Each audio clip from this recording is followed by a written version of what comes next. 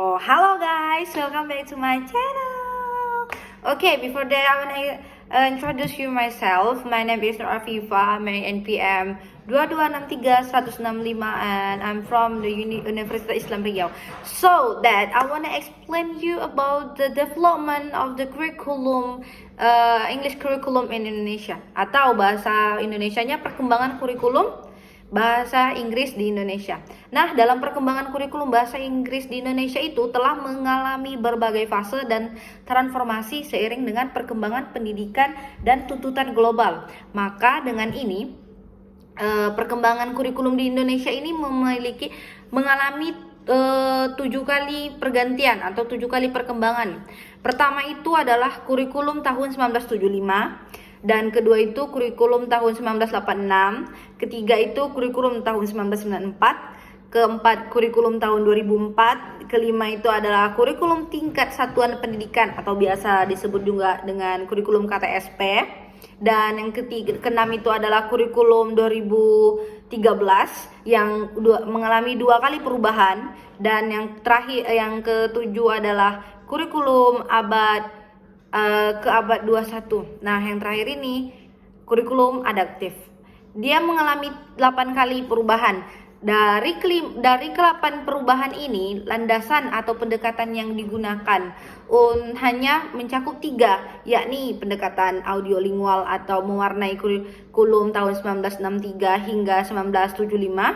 Selanjutnya adalah pendekatan komunikatif melandasi kurikulum tahun 1986 hingga 1994. Dan yang terakhir adalah pendekatan gabungan atau pendekatan pendekatan komunikatif yang berbasis wacana dengan pendekatan literasi mewarnai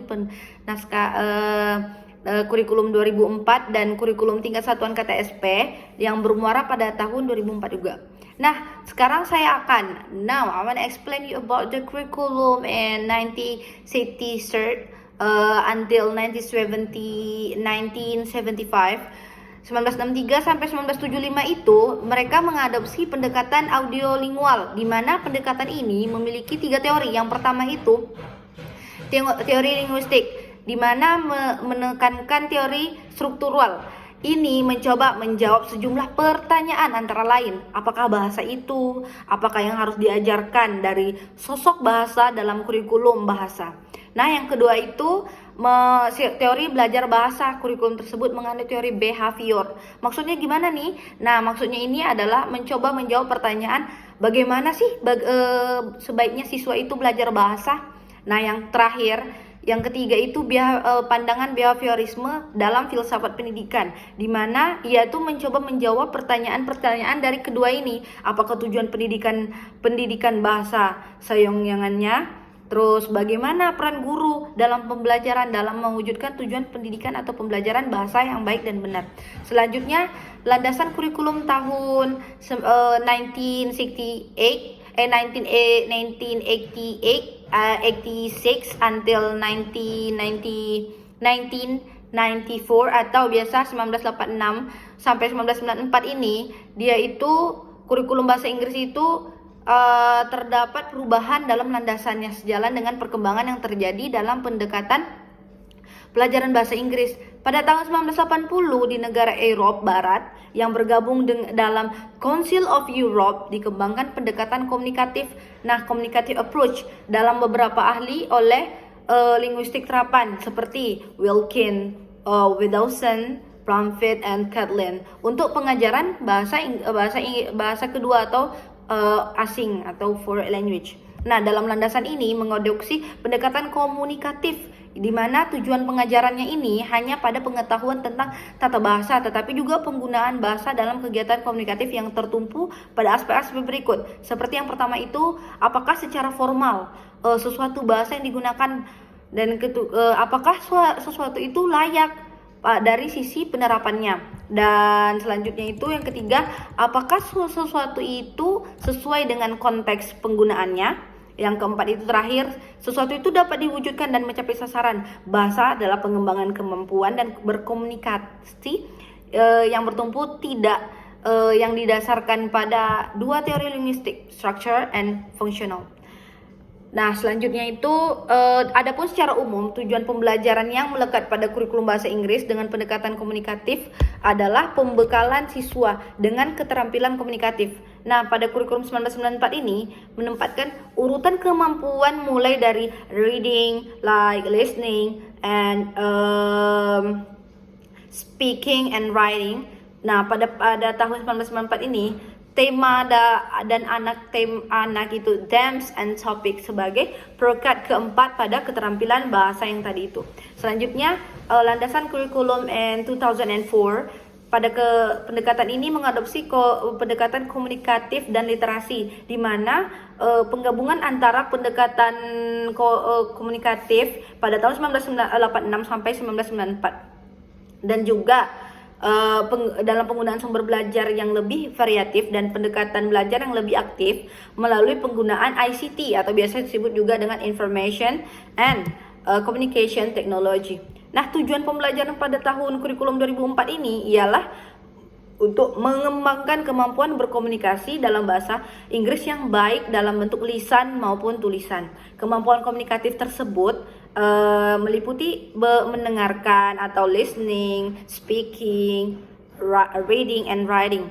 Serta pada 2004 ini keterampilan berbahasa sebagai perwujudan kemampuan berkomunikasi seperti yang sama seperti pada kurikulum 1994, tema dan anak sebagai topiknya dan sebagai perekat dalam 4 skill ini. Selanjutnya adalah pendekatan KTSP, landasan kurikulum tingkat satuan pendidikan atau biasa disebut juga KTSP. Ini mengadopsi berbagai kompetensi dalam konteks pembelajaran bahasa Inggris ini. Kurikulum KTSP juga menekankan pengembangan berbagai kemampuan berbahasa yang holistik serta budaya. Kurikulum KTSP ini memandang bahwa pembelajaran bahasa Inggris tidak hanya tentang penguasaan bahasa dan kosakata saja, tetapi juga tentang kemampuan berkomunikasi secara efektif dari berbagai situasi komunikatif yang berbeda. Nah, selanjutnya itu kurikulum 2013. Kurikulum 2013 ini dia tuh mengalami 2 kali perubahan. Pertama itu perubahan signifikan dengan pendekatan pelajaran yang berbagai kompetensi. Pembelajaran bahasa Inggris tidak hanya berfokus pada penguasaan tata bahasa, tetapi juga pada pengembangan keterampilan berkomunikasi yang integratif. Pada tahun 2017, terjadi lagi revisi pada kurikulum 2013, yakni untuk tujuan lebih menyesuaikan kurikulum dengan kebutuhan siswa dengan meningkatkan mutu pendidikan itu sendiri. Nah, selanjutnya itu pendekatan kurikulum tahun abad 21 di mana terkait kebutuhan global dan perkembangan teknologi. Pendidikan English Indonesia juga mulai mengintegrasikan kecakapan abad 21st century seperti kemampuan critical thinking, collaboration, communication, and literasi digital dalam kurikulumnya sendiri. Selanjutnya itu kurikulum adaptif. Maksudnya gimana nih? Nah, kurikulum adaptif ini yang waktu pada zaman abad pandemi COVID-19, pengembangan kurikulum bahasa Inggris di Indonesia juga mulai mengarah pada pengembangan kurikulum yang lebih adaptif dan responsif terhadap berbagai konteks pembelajaran termasuk pembelajaran daring. Itu yang biasa waktu pada zaman COVID kurikulumnya itu. Nah, pada perkembangan ini mencerminkan upaya pemerintah Indonesia dalam meningkatkan kualitas pendidikan bahasa Inggris mengikuti tren global serta menyesuaikan dengan kebutuhan dan tantangan zamannya. Mungkin hanya itu yang bisa saya explain about the landasan pengembangan curriculum English in Indonesia. So see you next time. Bye bye.